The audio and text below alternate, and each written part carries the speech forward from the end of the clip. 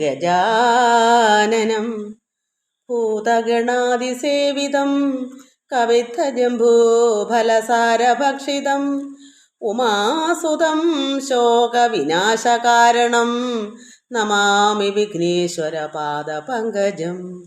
യാ കുന്ദേന്ദു തുഷാരഹാരധവള യാ ശുഭ്രവസ്ത്രാവൃത യാ വീണാവരദണ്ഡമണ്ഡിതപരാ യാ ശ്വേതപദ്മാസന യാ ബ്രഹ്മാർച്യുത ശങ്കര പ്രഭൃതിപേർദേവൈ സദാ പൂജിത സാ മാം പാതു സരസ്വതി ഭഗവതി വിശേഷജാഡ്യാപഹ.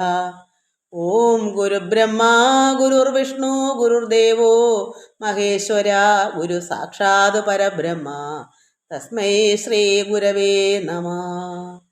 എല്ലാ ഭക്തമക്കൾക്കും എൻ്റെ വിനീതമായ പ്രണാമം. എല്ലാവർക്കും ശാന്തിയും സമാധാനവും ദൈവകൃപയും ഉണ്ടാകണമെന്ന് പ്രാർത്ഥിക്കുന്നു. ഓം ലോക സമസ്ത സുഖിനോ ഭവന്തു. നല്ല തൊണ്ടതമ്പലമൊക്കെ ഉണ്ട് മക്കളെ. നമുക്ക് അല്പം നാമം ചൊല്ലിട്ട് ഭാഗവതം വായിക്കും.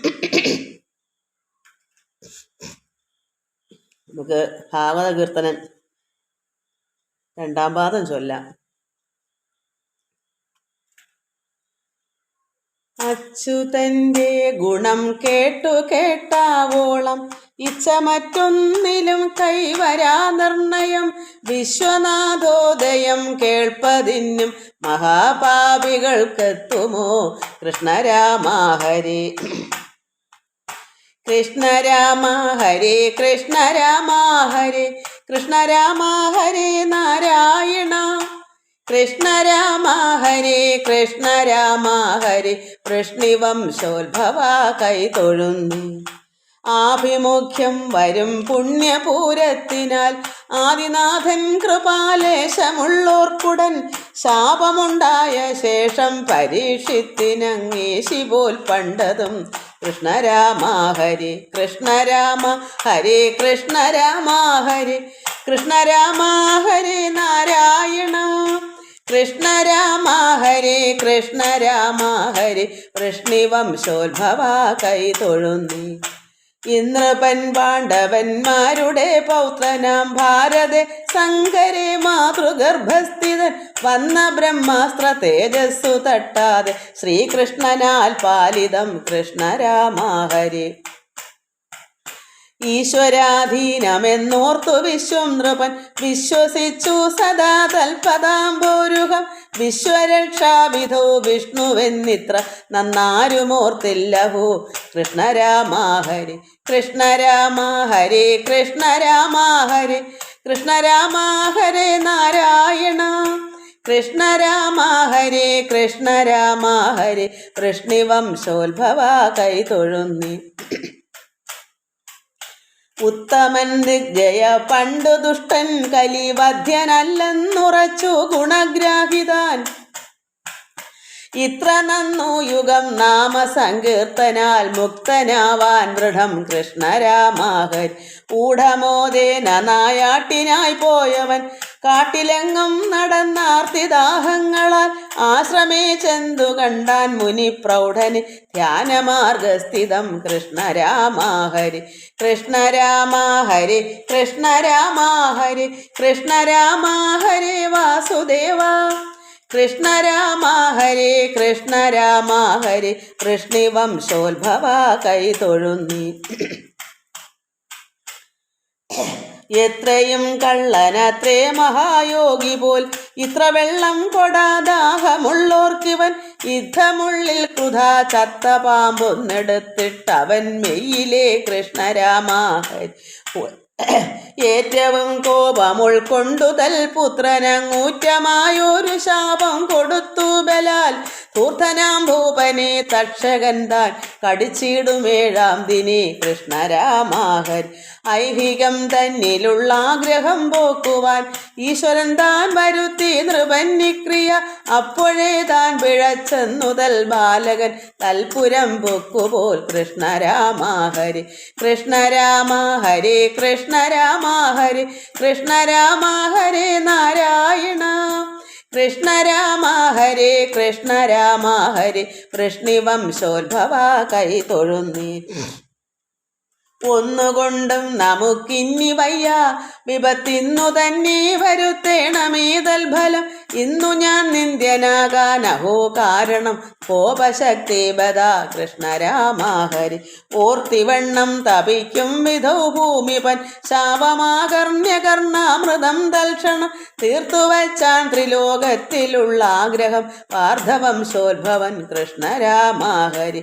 ഔരസേ വച്ചു ഭൂരക്ഷയാം ഭാരവും, മാനസേ വച്ചു ഗോവിന്ദ പാദാബ്ജവും.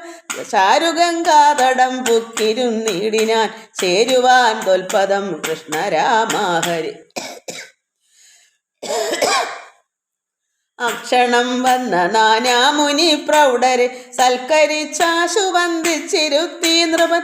കൊച്ചിലമ്പം മുനി ശ്രേഷ്ഠനാം ശ്രീശുകൻ, തത്ര വന്നു തഥാ കൃഷ്ണരാമാഹരി. കൃഷ്ണരാമാദിനാമങ്ങളോതാകിലും നിഷ്ഫലം ബ്രഹ്മജന്മം ലഭിച്ചാലതും, വിഷ്ണുലോകം ഗമിക്കും മഹാനീശനും വിഷ്ണു സൽകീർത്തനാൽ കൃഷ്ണരാമാഹരി. കൃഷ്ണരാമ ഹരേ കൃഷ്ണരാമ ഹരേ കൃഷ്ണരാമ ഹരേ നാരായണ. കൃഷ്ണരാമ ഹരേ കൃഷ്ണരാമ ഹരേ വൃഷ്ണിവംശോത്ഭവ കൈ തൊഴുന്നീ. തൊണ്ടതമ്പലുള്ളതുകൊണ്ട് ചൊല്ലാൻ പറ്റുന്നില്ല മക്കളെ.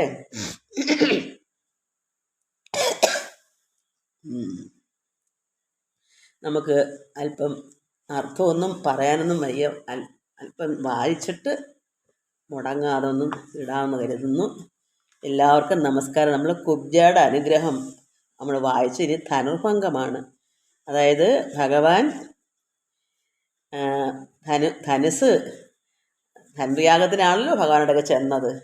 ഇനി അതിന് ഭംഗം, അതാണ് വായിക്കാനുള്ളത്. നമുക്കത് വായിക്കാം, കുറച്ച് വായിച്ച് നിർത്താം.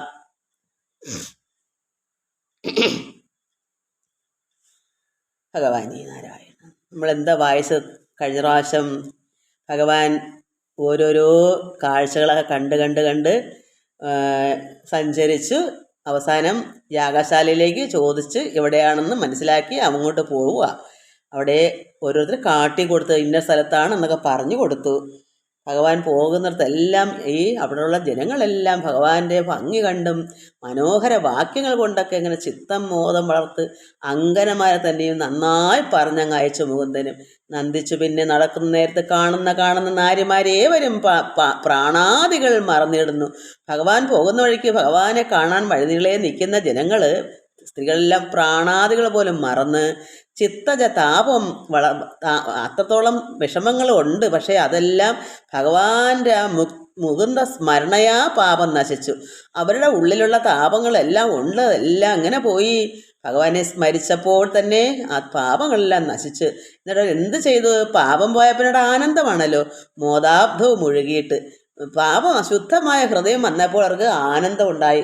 ആനന്ദാബ്ധവും ഒഴുകിയിട്ട് പാവകൾ പോലെ ശോഭിച്ച് നിന്നിടുന്നു. അവർ ചിത്രം പോലെ നിൽക്കുക, ചലനമില്ലാതെ ഭഗവാനെ തന്നെ സ്മരിച്ച് ആനന്ദത്തിൽ മുഴുകി. എന്താ കാരണം? ഉള്ളത്തിലെ ദുഷ്ട ചിന്തകൾ, കാമക്രോഹാദികളെല്ലാം പാപം എല്ലാം അങ്ങ് പോയി. പാപഹീനൻ പരമാനന്ദ വിഗ്രഹൻ പൗരജനത്തിൻ്റെ കാഴ്ച പരിഗ്രഹിച്ച് ഓരോ തരം ലീല കണ്ടും നടന്നുപോയി. ഭഗവാൻ ഇതെല്ലാം ഈ ആനന്ദം, അവരുടെ അനുഭവിക്കുന്ന ആനന്ദം, ഈ വഴിനീളേ ഉള്ള ഓരോ വീടുകളിലെ വാതിലിലെല്ലാം ഭഗവാനെ കാണാനായിട്ട് എല്ലാവരും തിക്കിത്തിരക്കി നിൽക്കുക. അതൊക്കെ കണ്ട് ഭഗവാൻ ഈ ലീലകളൊക്കെ കണ്ട് നടന്നുപോയി. യാഗം യജിക്കുന്ന ശാലയെ ചോദിച്ച്, എവിടെയാണ് ധനുർയാഗം നടക്കുന്ന, യജ്ഞം നടക്കുന്ന ശാല, അത് ചോദിച്ച് വേഗേന ഓരോരുത്തർ കാട്ടിക്കൊടുത്തു. ഇന്ന സ്ഥലത്താണ്. അങ്ങനെ ഭഗവാൻ അവിടേക്ക് പോവുക, വേഗേന കാട്ടിക്കൊടുത്തു ചിലരപ്പോൾ. ഇനി അങ്ങോട്ടേക്ക് ചെല്ലുന്ന കാര്യമാണ് ഇനി വായിക്കുന്നത്.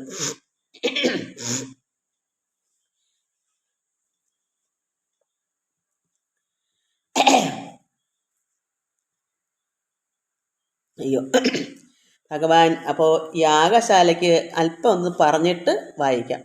യാഗശാലയ്ക്ക് ഉള്ളിൽ ഭഗവാൻ എന്ത് കണ്ടു? ചെന്നപ്പോൾ ചാപം, വില്ല്.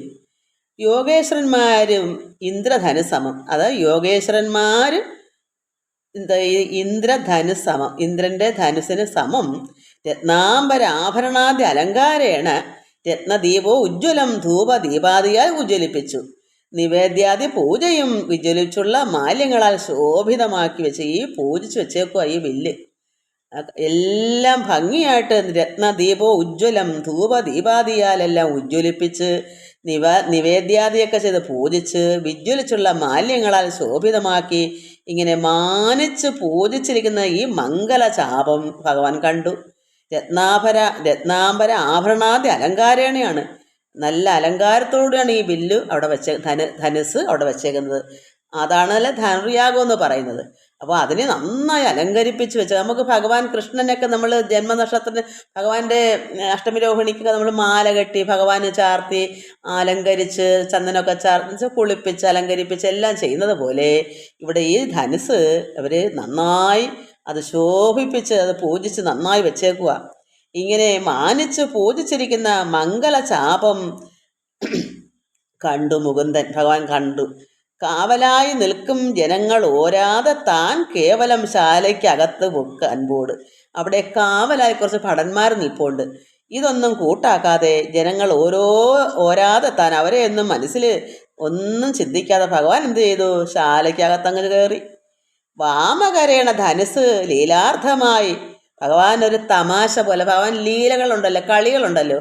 കാരണം കാണികൾക്ക് തോന്നും ഇത് വെറുതെ ഒരു കുട്ടി വന്നു ഒരു വില്ല് നോക്കുന്നു. അപ്പോൾ അവിടെ ഭടന്മാർ ശ്രദ്ധിക്കത്തുമില്ല. അല്ലെങ്കിൽ തന്നെ ഇത്രയും ഭയാനകമായ ഒരുക്കിയൊക്കെ വെച്ചേക്കുന്ന ഭയങ്കര വില്ലല്ലേ, ഇന്ദ്രധനുസിന് സമമാണ്. അങ്ങനെയുള്ള വില്ല് പെട്ടെന്നൊരു കുട്ടി കയറി ഒരു കുട്ടിയുടെ അത്ര ഒരു കൊച്ചു കുട്ടിയല്ലേ കൃഷ്ണൻ.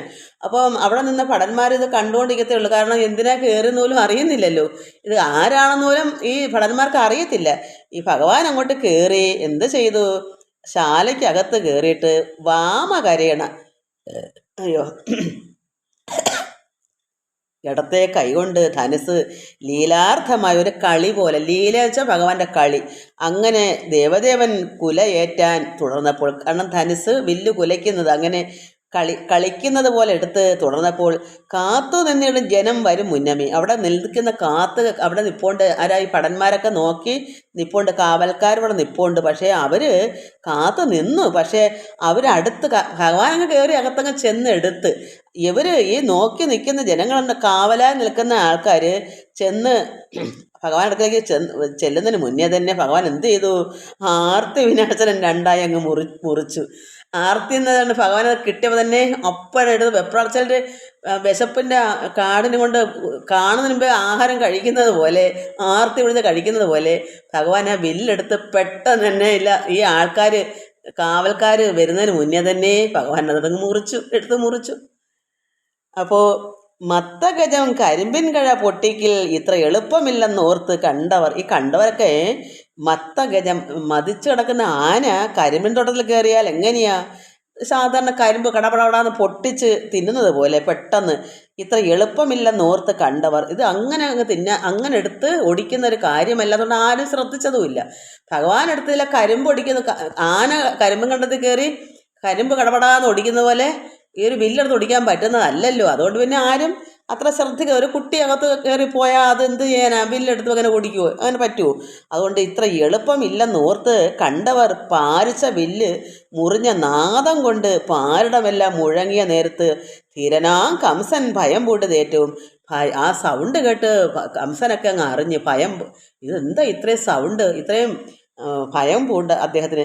പാരാതെ ചാപത്തെ രക്ഷിച്ചു നിൽക്കുന്ന വീരരടുത്ത് മുകുന്ദനെ കെട്ടുവിൻ, പാരാതെ കൊല്ലുവിനെന്ന് അടുക്കും വിധം. കാരണം ഭഗവാൻ ഇതങ്ങ് മുറിക്കാനുള്ളത് മുറിച്ചു കഴിഞ്ഞു.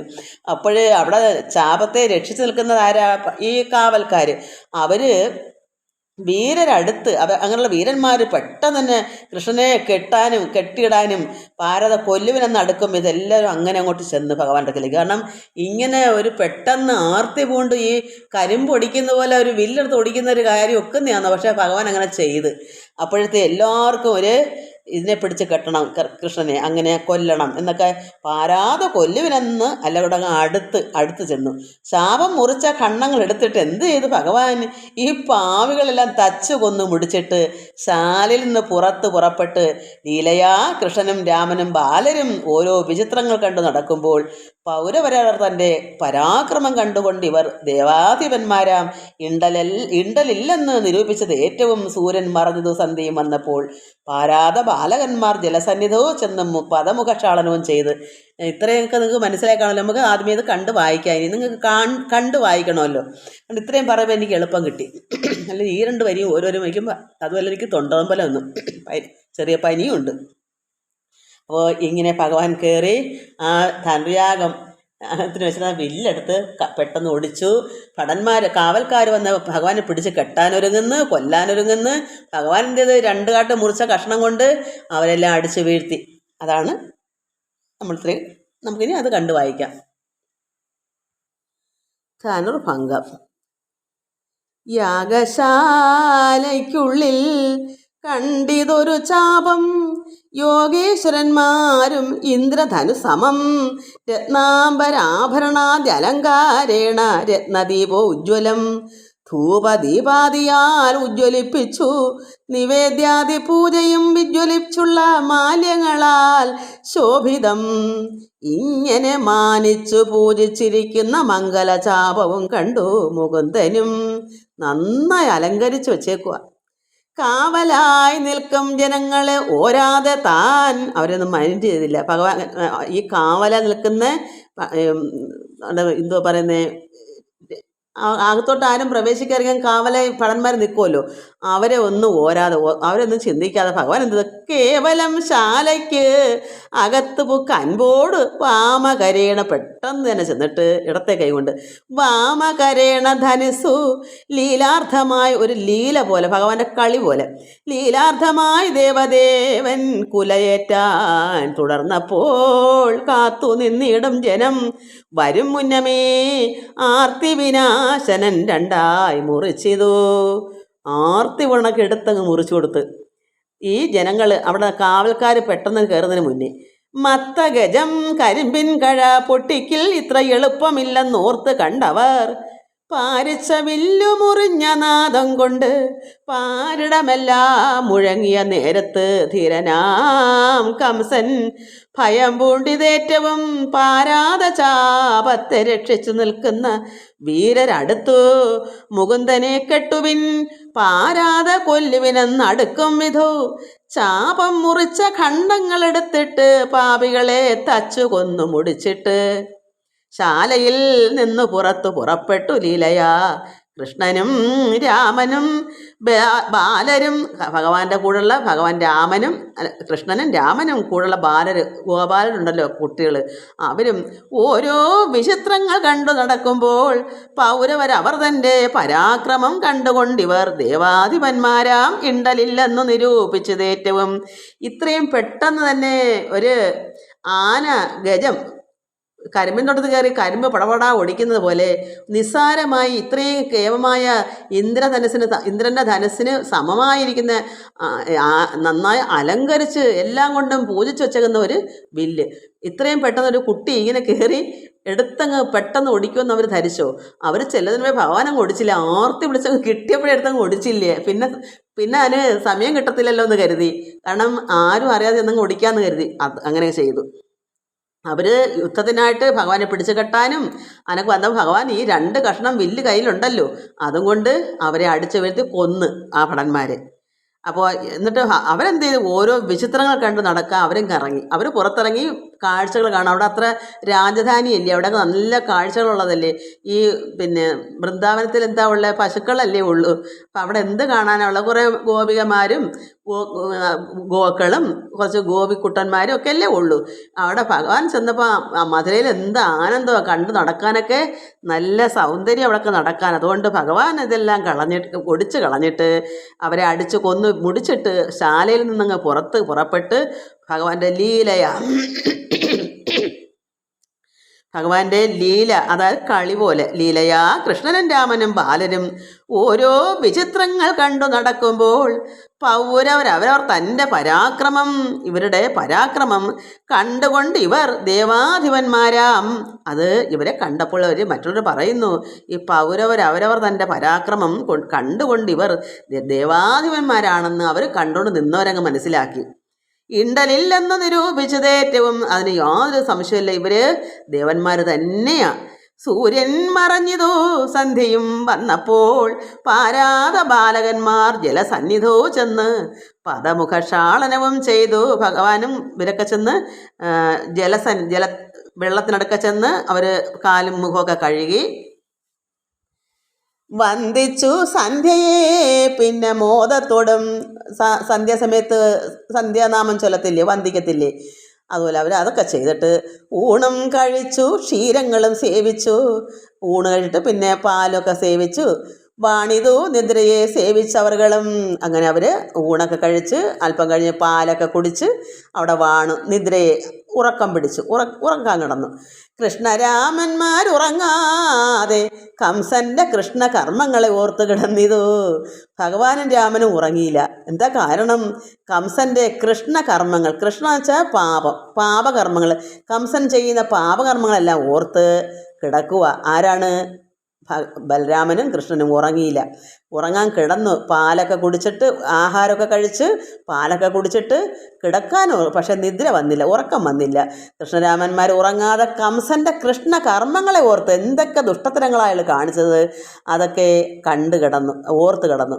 നന്ദാത്മജൻ വില്ലെടുത്തങ്ങൊടിച്ചതും തന്നെ ഭൃത്യരെ കൊന്നത് ഓർത്തോർത്ത് അന്ധനാ കംസനും നിദ്രയുണ്ടായില്ല. ഇവർ ഇരുകൂട്ടരും ഉറങ്ങിയില്ല. കൃഷ്ണനും രാമനും എന്തോർത്ത് കിടന്നു?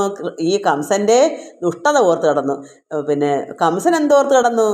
ഈ വില്ലെടുത്ത് ഒടിച്ച കാര്യവും പിന്നെയോ അയാളുടെ ഭൃത്യന്മാരെ കൊന്നതും. ഈ വില്ലുകൊണ്ട് തന്നെ ഒടിച്ച ചാപം കൊണ്ട് തന്നെ ഈ കാവൽക്കാർ ഭഗവാനെ പിടിച്ച് കെട്ടാനായിട്ട് വന്നപ്പോൾ അവരെ അടിച്ച് കൊന്നു വിട്ടു.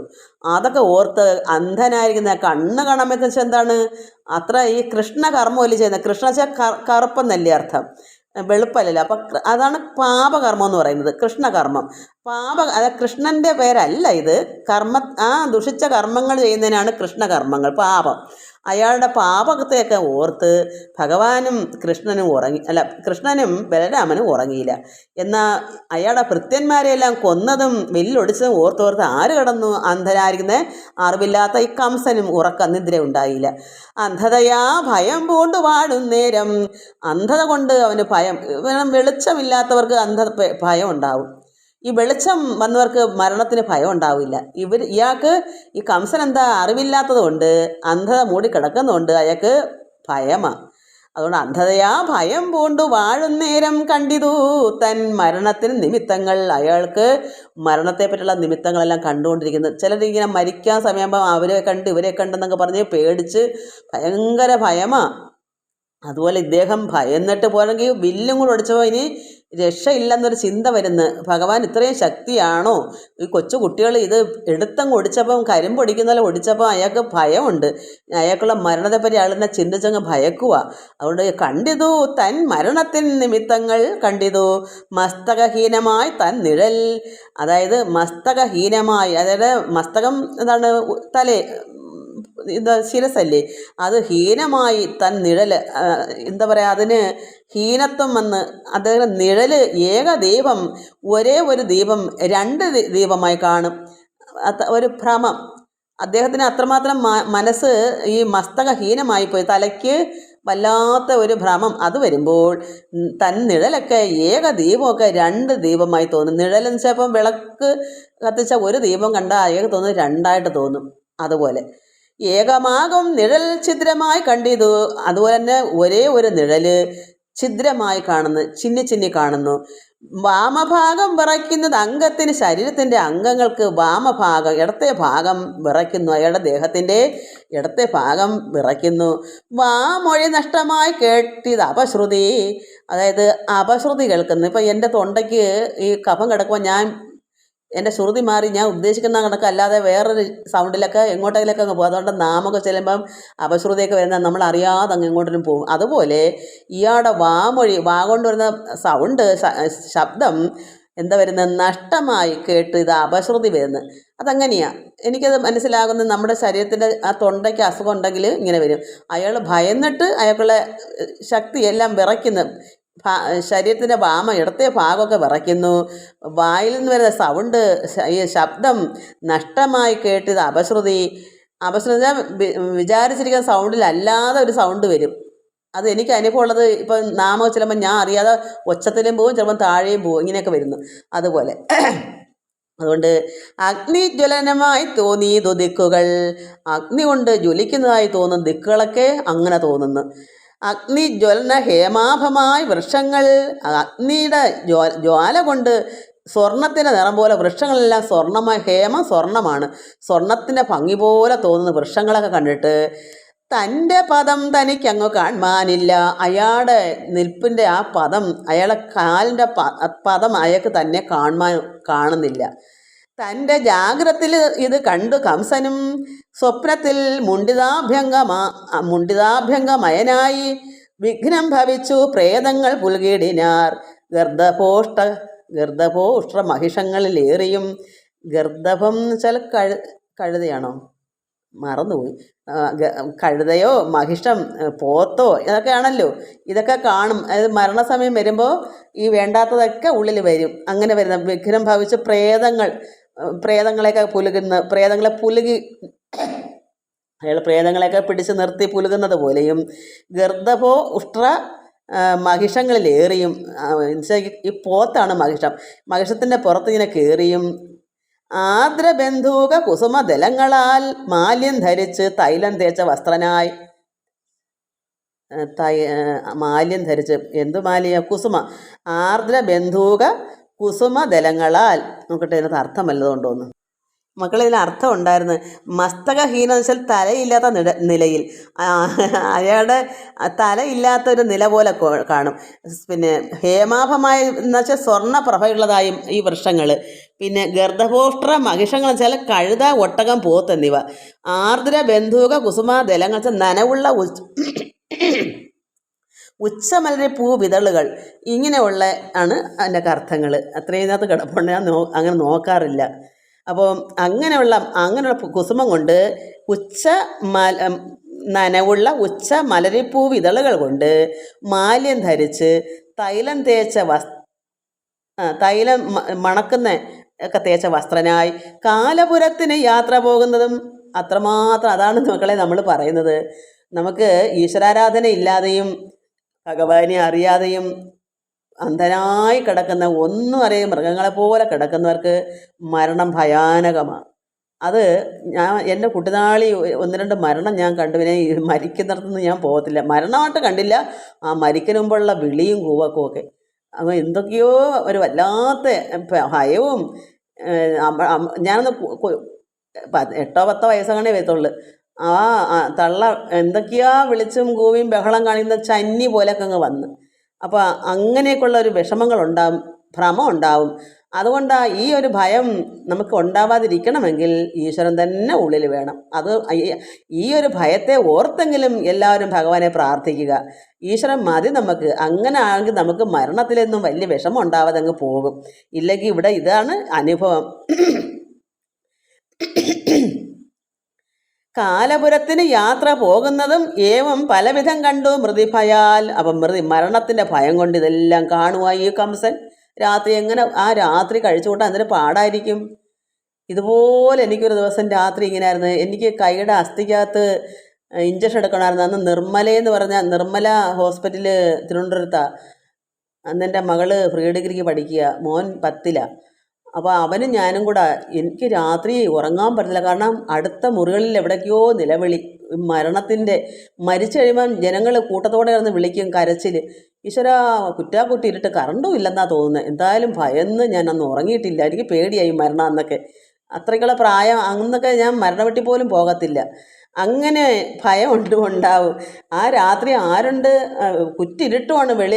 അടുത്ത മുറികളിലൊന്നും ആൾക്കാർ അനക്കം പോലും ഇല്ല. എനിക്ക് മാത്രം, ഞാൻ ഉറങ്ങാഞ്ഞുകൊണ്ട് എനിക്ക് മാത്രം, ഞാൻ വിശേഷം ഒരു ആശുപത്രി അന്നൊന്നും ഉറക്കം വരത്തില്ല എനിക്ക്. എൻ്റെ സ്ഥലത്ത് അല്ലെങ്കിൽ 2 ദിവസം കഴിഞ്ഞാൽ ഉറങ്ങും. അന്ന് ആദ്യത്തെ ദിവസമായിരുന്നു, ഞാൻ ഉറങ്ങിയില്ല.